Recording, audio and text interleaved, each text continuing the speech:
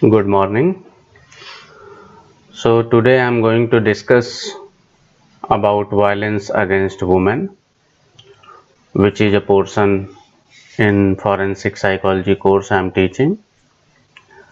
In this lecture I'll be discussing about several types of violences, criminal activities that happens against women, their impacts including physical, social, emotional, psychological, financial, and then some of the measures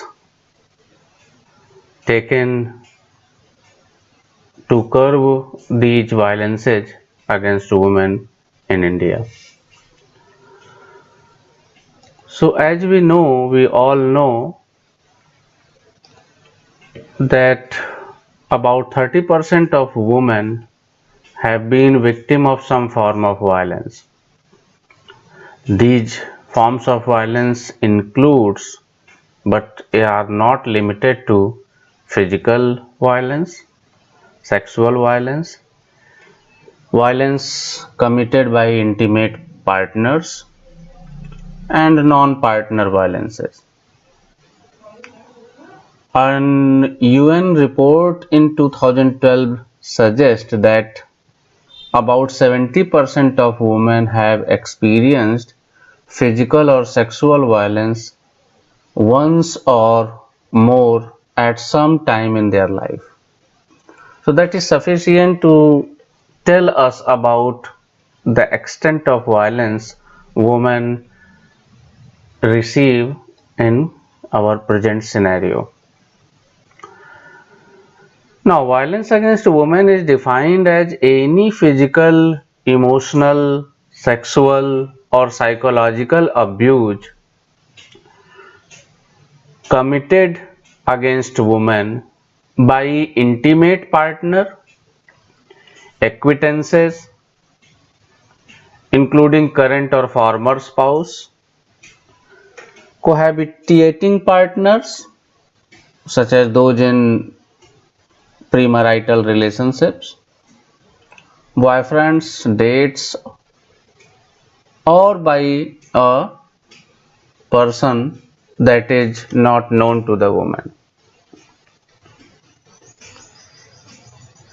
Now, all these activities which we consider violence includes acts that are carried out with the actual intention or perceived intention of causing physical pain or injury. It also includes acts that are potentially physically and emotionally harmful, and American Psychological Association considers all those physical, visual, verbal, or sexual acts as violence which are experienced as threatening, which create a significant amount of threat to women, invading their privacy, being assaultive, being hurtful, or done with the intention to degrade or control a woman. So all these activities are considered as violence, and if these acts are committed against women, they constitutes violence against women. In legal definitions and in our social history, these violent behaviors have been distinguished in many forms. It may be classified as physical violence. Some of those violence include sexual assaults.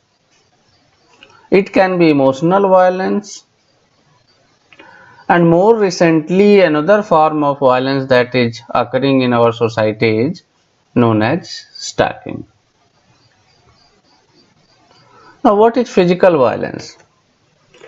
Physical violence are all form of violent activities which include fatal or non-fatal physical assault, which include some or other physical harm to the woman. It includes any act such as pushing, grabbing, kicking, biting or hitting, either by hands or by objects, or by using any threatful instrument like knife or gun. So any act which indicate physical aggression to harm the person, that is physical violence. Sexual assault is another form of violence that happens against women. Although sexual assault has variety of legal and social definitions, and people have differentiated it on the basis of its form, its severity, on the basis of the offender who have committed that. However, a common element among all sexual assault is the lack of victim's consent to sexual act. So any act which involves sexual activity with woman without her consent is considered as sexual assault. Now these sexual assault on the basis of its severity can be described in two forms. One is aggravated sexual assault, which might include forcing a victim to engage in sexual act, either through actual or threatened death, or by creating serious body injury, or by kidnapping or forcefully stopping the victim. Other form of sexual assault is known as sexual abuse, which involve less serious threats and may not be serious threat, but which definitely include engaging in sexual act with a person who cannot give consent. This abuse includes children, insane, medically or psychologically weak women. So all these are sexual abuse in which the victim is not in position to give consent. Next type of violence is emotional or psychological violence. Now this is a form of violence which is more common in families, and most of the time the offender is a known person. So it includes any act which is done with the intention to isolate or dominate a woman. Any act of criminal activities which is done to control the victim. Now how can one control? By limiting resources, social contacts, putting the woman inside the four walls of the house, not giving her freedom, both economic and social. All these are done so that woman is in the control of the offender. That is emotional violence. Creating actual or emotional dependence, by all means doing activities so that the woman is under the control of the offender. She is emotionally and financially dependent on the person. And it also includes reducing victims' sense of self-worth and competence, values, etc. So by all these means, by dominating a woman, limiting her resources, making her dependent, what the offender wants to do, they reduce the self-worth, competence and value of a woman. All these emotional and psychological violence against women may include verbal abuse such as insult, name calling, criticism, discrediting, isolation, controlling or discontinuing her social and family contacts, denying access to finance, demonstration of extreme jealousy, monitoring her behavior, threatening, withholding her benefits, keeping her away from children, friends, family, etc. There are n number of activities that are done under emotional or psychological violence. Unfortunately, it is less known and less researched form of abuse against women. Most of the time, this form of violence is confined within the four walls of the family. The next form of violence against women is stalking. Stalking refers to a course of conduct that is directed at a specific person involving repeated visual or physical proximity. So stalking involves non-consensual communication. A person tries to communicate to women again and again and again when the woman is not interested to initiate the communication. It also includes verbal or written or implied threats.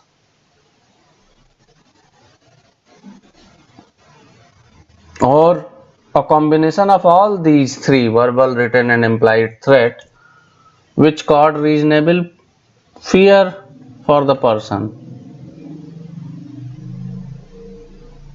So any act which create fear in woman to make physical or visual proximity is known as stalking. It includes behavior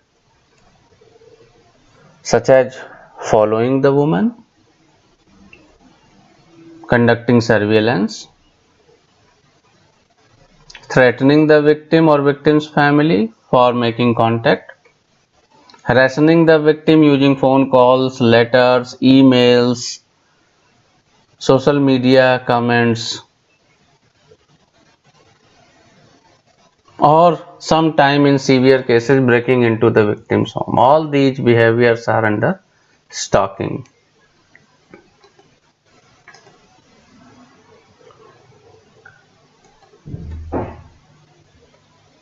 As we already know that 70% of women reports to be abused or victimized in their lifetime, the crude fact is that majority of these violent victimization of women are done by known persons. There is a whole range of studies which suggest that more than 80% of the victimization cases, the person is either a known person, including a present intimate partner, past relationship partners, family members, etc. Although we have discussed about these different forms of violence against women, including sexual assault, domestic violence, stalking, physical violence, etc. However, research shows that they don't occur in isolation, rather they occur simultaneously or sequentially. So, a victimization of women may include more than one kind of victimization we have discussed, or a combination of all these violence.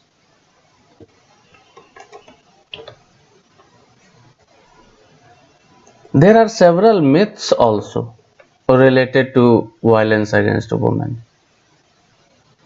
For example, prevalent myths about rape or sexual assault of a woman is that truly forced or coercive sexual intercourse is extremely rare.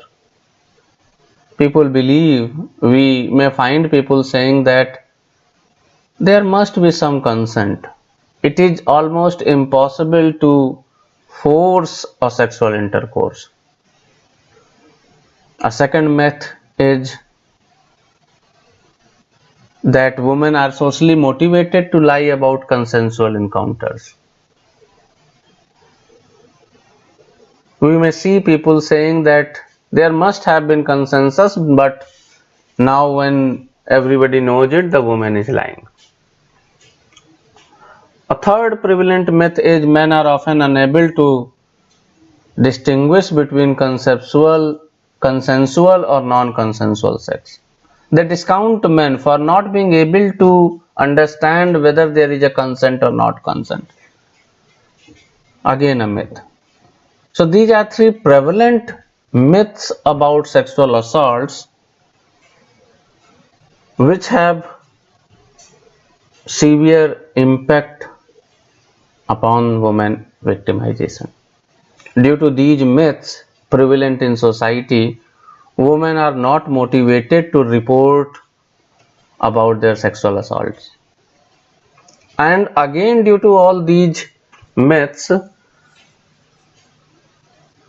the rate with which police take action and the rate with which offenders are prosecuted are very low. Due to all these myths, rapes are categorized into two forms by the society. One which is known as real rapes. People believe that when this assault is done by strangers, when the victim cannot be blamed, when she is helpless, when she suffers from severe injuries or might have died due to the result of the attack, it is real rape. However, when a sexual assault is committed by some known person, acquaintances, friends, which may typically involve force or coercion but not necessarily weapon power, or which is not resulting into severe injuries, are simple rape or consensual intercourse.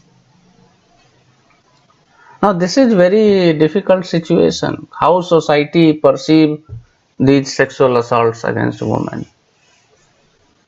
And all these social perception have somehow contributed to the increased rate of these incidences into our society, rather any society. This is a global problem.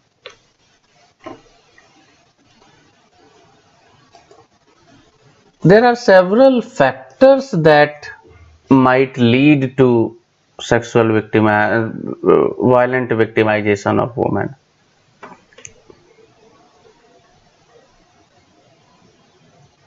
First in this category is socio-cultural risk factor. How our society is organized. The first is sexism and sex role stereotyping.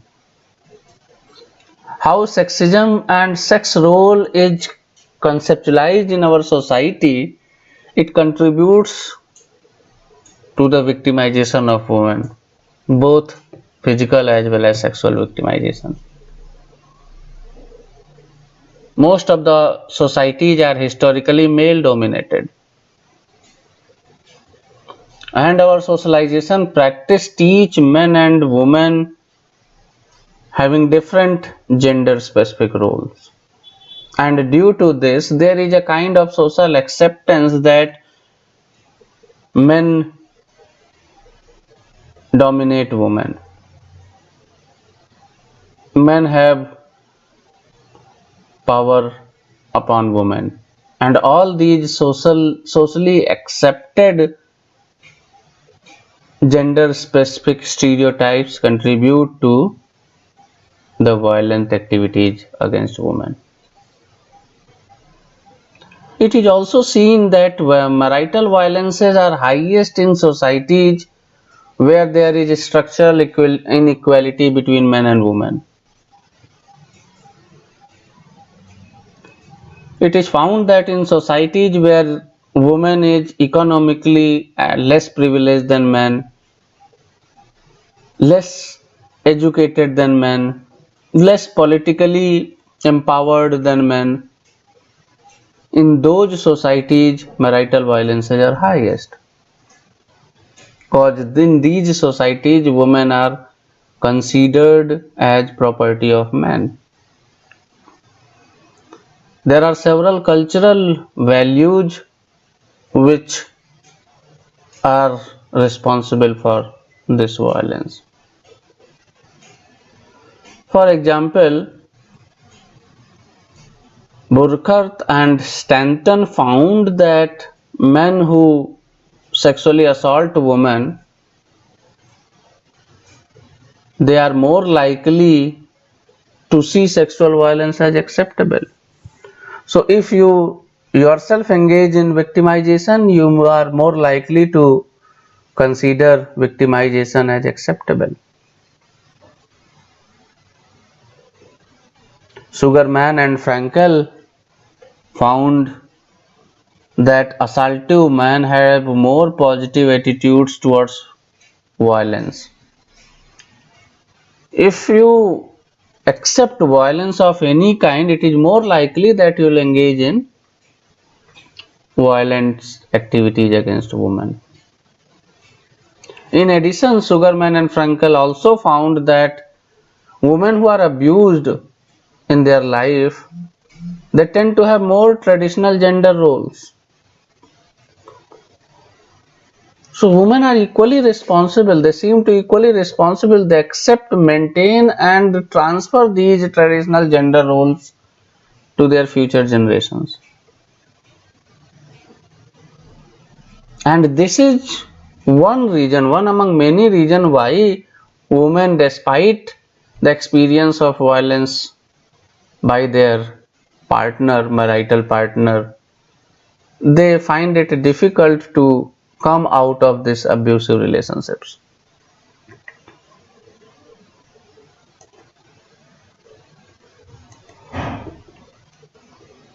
It is also found that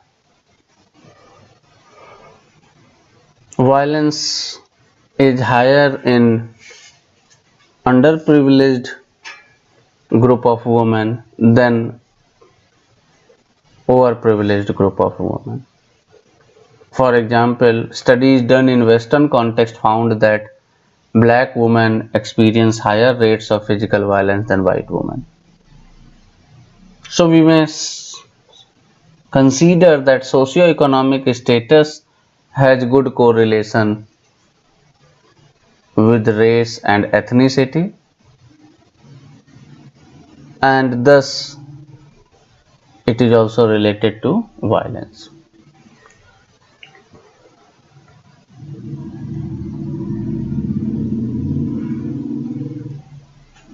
There are social and structural factors that lead to violence.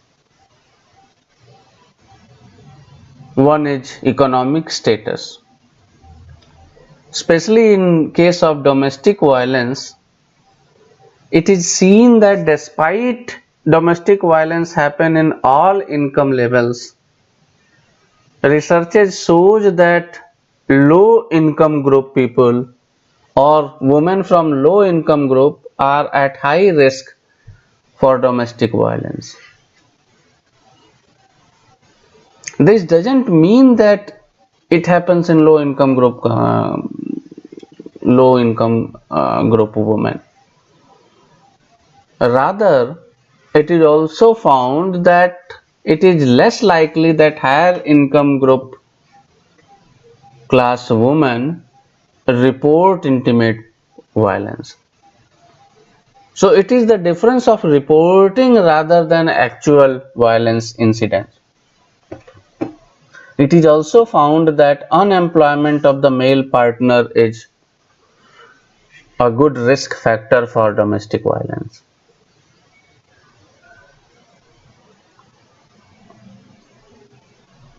It is also found that low income of the family is related with continuation of violence over time.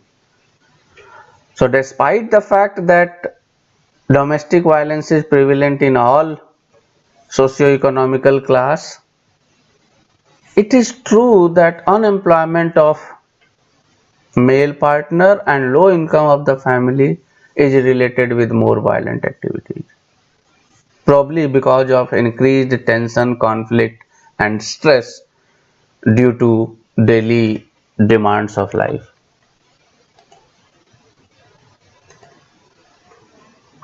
There are also community factors which are related with higher violence rates. It is found that intimate partner violences are highest in urban area.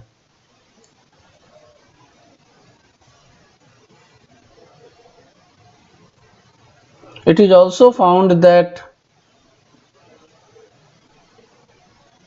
communities in which there is availability and quality of prevention and intervention services, violence rates are less. So a lack of services to women increase the risk. Why? Because the women find themselves having no choice to come out of the abusive relationship because there is no services for them at community level. Also, the prevalent stigma into the community related to any form of victimization, especially sexual victimization of women, hinders their intention to report or to resist for these victimizations. So communities in which there is stigma prevalent, stigmas such as a woman who is suffering from domestic violence must have some good reason for that. There is also a stigma that a woman reporting about her household activities is not a good woman. All these prevalent stigma decrease the chances that women will report about the violence, and thus they increase the chances of further victimization.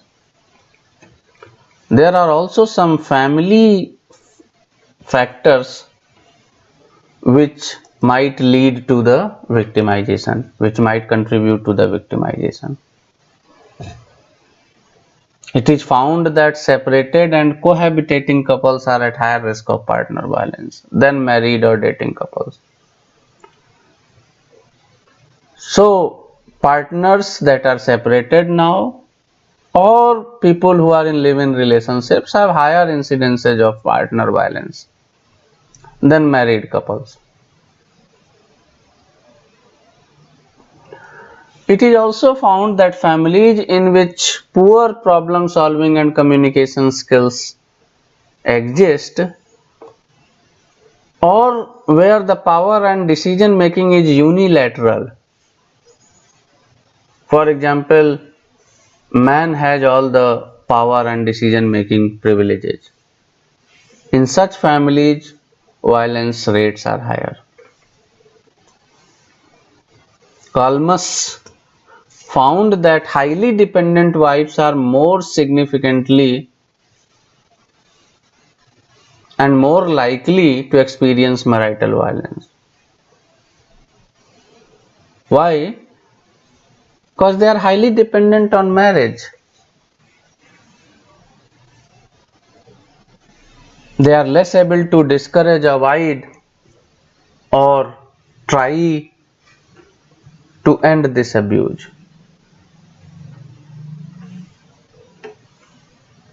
While wives in more egalitarian relationships, where the wife is have some independence, the chances of violence are less.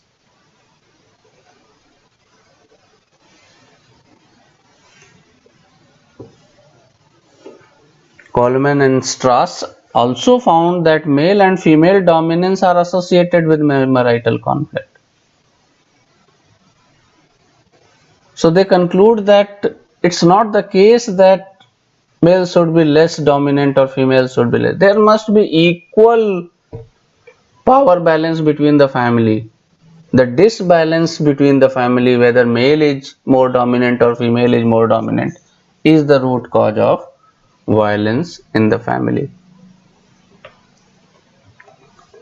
Finally, there are some individual risk factors which is associated with violence against women. We may understand these individual risk factors in two forms, in two categories. Risk factors of the offenders or perpetrators and risk factor associated with victims. Male in younger age are more tend to be violent than older age male. People with substance abuse, especially alcohol abuse, are more tend to engage in violent activities. People with low self-esteem, absence of empathy, and absence of impulse control are more prone to engage in violent activities. Those who have poor communication and social skills are more prone to engage in violent activities. People with personality characteristics of aggression, narcissism, antisocial traits are more prone to engage into violent activities. People with psychological problems such as anxiety and depression are more prone to engage in such activities. And it is also found that all these male who engage in violence against women can be classified into two forms. There are one kind of perpetrators who are violent only towards intimates. Otherwise, they are very cool people. They are normal people. They are happy going people. They are social people. However, when it comes to their intimate relationships, they show violence. And other kind of people who are more generally violent towards other, and they are generally good in their intimate relationships. Also, there are victims characteristics which may lead to increased rate of violence. It is found that women who have experience of childhood physical or sexual abuse, or who have witnessed violence between their parents, they are more at the risk of sexual assault and partner violence in their adulthood, and they are less likely to report it. It is also found that women with substance abuse are at greater risk for victimization, especially sexual victimization and sexual abuse. It is also found that women who experience social isolation are at greater risk for violence.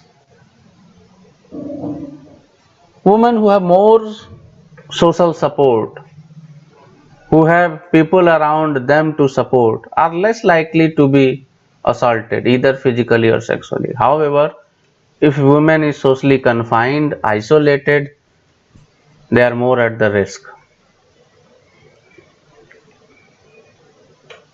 So we'll end this lecture here. It's going to be very lengthy, so I'll end this as first part of this lecture, and in the second part I'll be discussing about effects of these violence against women and status and measures taken by Indian lawmaking system to curb these violence in India. Thank you. Jai Hind.